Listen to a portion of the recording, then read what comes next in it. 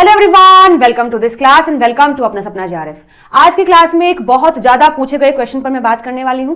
Question ये है कि अभी हमारे सीएसआईआर नेट लाइफ साइंस दिसंबर 2024 के एग्जाम में 2 महीने बाकी हैं, तो क्या हम रिवाइज शुरू कर दें या अभी थोड़ा और टाइम दें, या फिर अगर रिवाइज कर रहे हैं तो किस तरीके से किया जाए ताकि सारी चीजें हमें याद रहे और क्वेश्चन में हम उन चीजों को अप्लाई कर सके। तो इसी पर आज हम बात करेंगे। चलिए वीडियो शुरू करते हैं।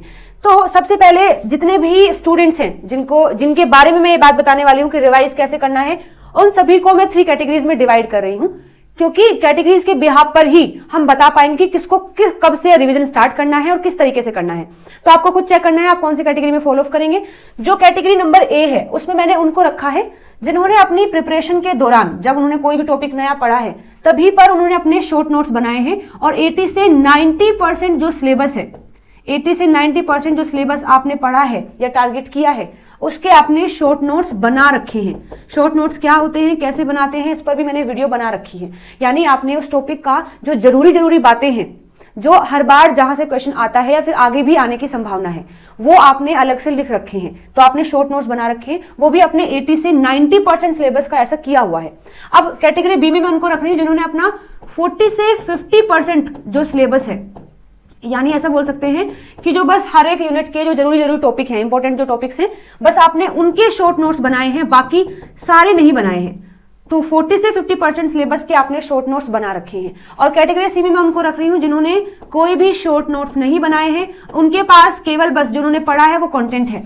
अगर आप कहीं पर पढ़ रहे हैं, कोचिंग ले रहे हैं, तो उसके जो लॉन्ग पीडीएफ आपके पास है वो प्रेजेंट है, आप बस वहीं से आपने पढ़ा है और वहीं से आप रिवाइज करने का सोच रहे हैं, क्योंकि आपने शॉर्ट नोट्स तो बनाए नहीं है। तो जहां से आपने वो टॉपिक पढ़ा है वहीं से आप उसे रिवाइज भी करना चाहते हैं।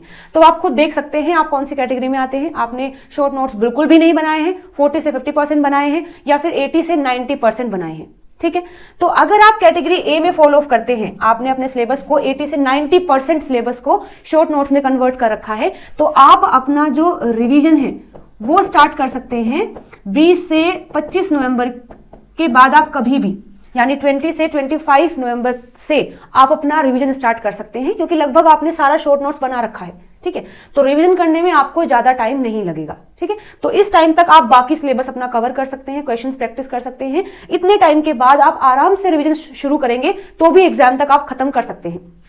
लेकिन यदि आप कैटेगरी बी में फॉलो ऑफ करते हैं तो आपको अपना जो रिवीजन है वो 10 से 15 नवंबर तक स्टार्ट कर देना है। यानी 10 से या फिर 15 नवंबर से आपको अपना रिवीजन स्टार्ट कर देना है, क्योंकि सारा सिलेबस आपने शॉर्ट नोट्स नहीं बनाए हैं, तो थोड़ा टाइम आपको ज्यादा लगेगा चीजों को रिवाइज करने में। और अगर आपने कोई भी शॉर्ट नोट्स नहीं बनाए हैं तो आपको अभी से ही अपना रिवीजन स्टार्ट कर देना है। अदरवाइज होगा ये कि आप पढ़ तो लेंगे जितना भी आपने टारगेट किया है, लेकिन उसे याद नहीं कर पाएंगे, रिवाइज नहीं कर पाएंगे। और जब तक आपको चीजें रिटेन नहीं है, आपके दिमाग में फिट नहीं है, आप क्वेश्चन को गलत ही करके आएंगे, क्योंकि इंफॉर्मेशन आपने एग्जैक्टली पढ़ा था कभी, अभी आपको याद नहीं है, तो क्वेश्चन या तो आपसे बनेगा नहीं, और बनेगा तो आप गलत करके आएंगे। तो आपके लिए जरूरी है आप आज से ही अपना रिवीजन स्टार्ट कर दें। अगर आप इस कैटेगरी में आते हैं तो 10 या 15 नवंबर के बाद कर सकते हैं। यदि आप कैटेगरी में ए में आते हैं तो 20 से 25 नवंबर के बाद आप अपना रिवीजन स्टार्ट कर सकते हैं। लेकिन तीनों में एक बात कॉमन है, रिवाइज करना। अब मैं कॉमन पॉइंट पर आपको बताने जा रही हूं कि रिवीजन करना कैसे है, चाहे आप कैटेगरी ए में आते हैं या बी में आते हैं या सी में आते हैं। तो देखो, रिवीजन करने के लिए कुछ स्टेप्स मैंने यहां पर लिखे हैं, आप इन्हें फॉलो करेंगे तो आपको चीजें बिल्कुल रिटेन हो जाएंगी। सबसे पहले क्या करना है, आपके पास जो भी कंटेंट है जहां से आप रिवाइज करना चाहते हैं, आइदर वो शॉर्ट नोट्स है, कोई बुक का पीडीएफ है, या फिर आपके जो कोचिंग सेंटर ने आपको पीडीएफ प्रोवाइड किया वो है, व्हाटएवर, आपको सबसे पहले उसे 2 से 3 बार अपने नोट्स को रीड करना है आराम से। कोई भी एक टॉपिक आप लेकर के चल रहे हैं, फॉर एग्जांपल मान लेते हैं सेल साइकिल एंड रेगुलेशन है, तो आप उस टॉपिक को 2 से 3 बार अच्छे से देखते देखते, जैसे आपके जो भी नोट्स हैं उन्हें देखते हुए आप अच्छे से रीड कर रहे हैं। रीडिंग करने से क्या होगा, उस टॉपिक में जो भी बातें हैं वो आप एक बार उनको देख लेंगे, किस टॉपिक में क्या क्या पढ़ना है और किस बात के बाद कौन सी बात पढ़नी है, इस तरीके से। तो 2 से 3 बार जब आप नोट्स को रीड करेंगे तो थोड़ी बहुत चीजें आपको याद भी होंगी, और इतना तो आपको क्लियर हो जाएगा कि इस टॉपिक में क्या हमने पहले पढ़ा था और क्या चीजें इसमें पढ़नी है। इसके बाद जब आप इसको रीड कर लेंगे, फिर आपको करनी है रिकॉलिंग। जो सबसे पहली आप रिकॉलिंग करेंगे वो बिल्कुल ध्यान से करनी है। रिकॉलिंग का मतलब ये है कि जैसे मानिएगा ये आपके पास कोई भी आपके नोट्स हैं, मैं मान लेती हूँ कि ये आपके पास कोई भी पर्टिकुलर नोट्स हैं, आपने 2 से 3 बार पढ़ लिए हैं।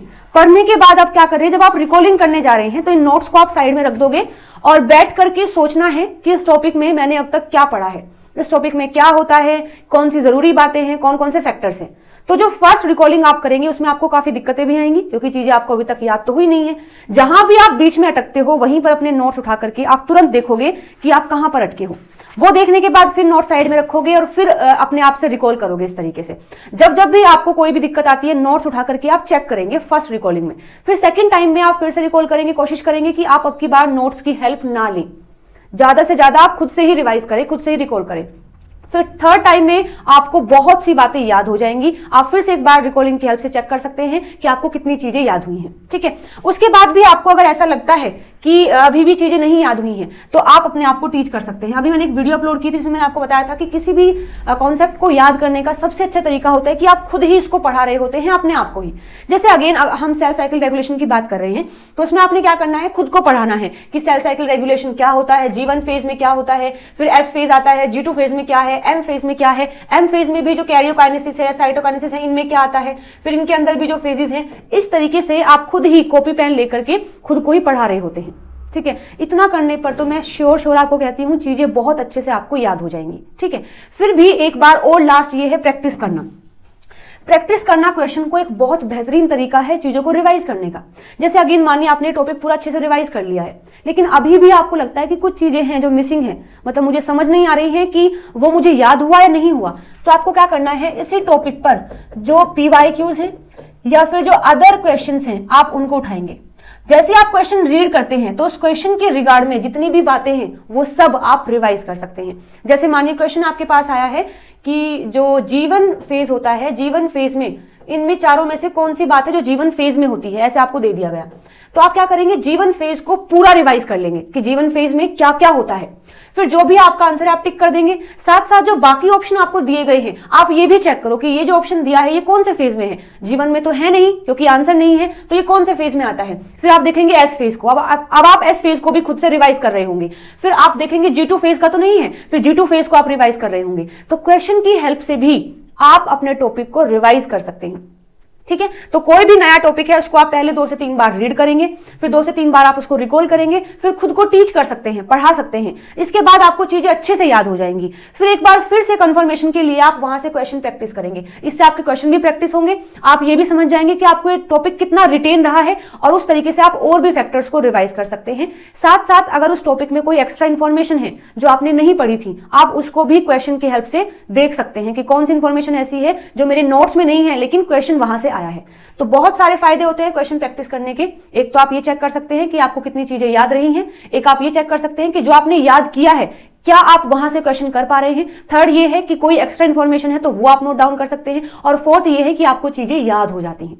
ठीक है, तो मैं उम्मीद करती हूं ये जो फ्लो चार्ट मैंने आपको दिया है आप उसको जरूर से फॉलो करेंगे और अपना revision according to their categories आप रिवीजन को स्टार्ट कर देंगे। ठीक है, और यदि आप इस कैटेगरी में आते हैं और आपको लगता है कि मुझे रिवीजन की और ज्यादा जरूरत है, तो आप उससे पहले भी स्टार्ट कर सकते हैं। ऐसा नहीं है कि ये एग्जैक्टली ऐसे ही आपको करना है, बट मैं इस बिहाफ पर कह रही हूं कि शॉर्ट नोट्स अगर किसी ने बना लिए हैं तो रिवीजन करने में आपको बहुत कम टाइम लगेगा एज कंपेयर टू ये स्टूडेंट जिन्होंने शॉर्ट नोट्स नहीं बनाए हैं, क्योंकि उनको सारे नोट्स पढ़ने पड़ेंगे। और जिसने शॉर्ट नोट्स बनाए हैं उन्हें बस केवल वो बातें पढ़नी है जो इस टॉपिक में जरूरी है, जहां से क्वेश्चन आते हैं और आने की संभावना है। तो आपको बाकी चीजें नहीं पढ़नी पड़ेंगी, इसलिए आप जल्दी से रिवाइज कर लेंगे। तो ये टाइम के बाद भी आप रिवीजन शुरू करते हैं तो आपका पूरा हो जाएगा। यदि आप इसमें हैं तो यहां से शुरू करेंगे, अगर आप इस कैटेगरी में हैं तो आपको आज से ही अपना रिवीजन स्टार्ट कर देना है। आप पढ़ते भी रहिए और आपको रिवीजन भी करना है, क्वेश्चन भी प्रैक्टिस करेंगे। तो इस तरीके से आपको टाइम मैनेज करना है कि आप अपना नया यूनिट पढ़ते भी रहें, साथ साथ जो आपने पहले पढ़ लिया है उसको आप रिवाइज भी करते रहें। रिवाइज कैसे करना है मैं तरीका बता चुकी हूं। ठीक है, तो आज की इस वीडियो में दोस्तों इतना ही। अगर कोई और क्वेश्चन है, आपको लगता है कि कोई और ऐसी बातें हैं जो आपको नहीं समझ आ रही हैं रिगार्डिंग दिस पेपर, तो आप मुझसे पूछ सकते हैं, मैं उस पर भी वीडियो बना दूंगी। ठीक है, चलिए तो फिर मिलते हैं अगली वीडियो में नए टॉपिक के साथ में। Till then bye bye, take care everyone.